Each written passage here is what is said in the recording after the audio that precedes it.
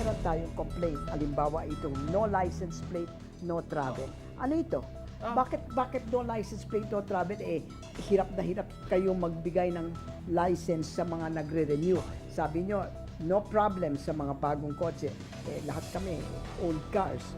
O ano, Ganito, unang-una ho, wala ho kaming no plate, no travel policy. ulitin nyo nga ulit para sa mga kapuso. Sabihin nyo ulit. Ang LTO ho ay hindi ho nag-implement ng no plate, no travel policy. Paano nagkaroon ng nasa newspaper lahat yan, no license plate, no travel.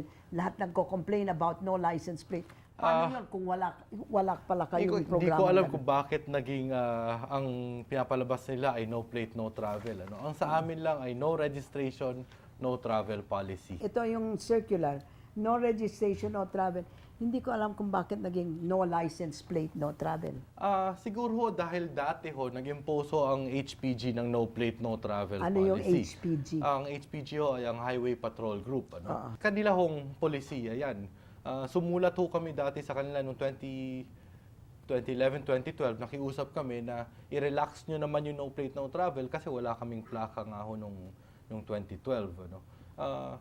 Ang ginawa lang ho namin yung April 1 ay base kasi sa meeting namin with the dealers, naging confident kami na kami ready na, dapat kayo ready na dahil matagal na tayo nag-uusap dito. Ano? So maging stricto naman tayo sa no registration, no travel.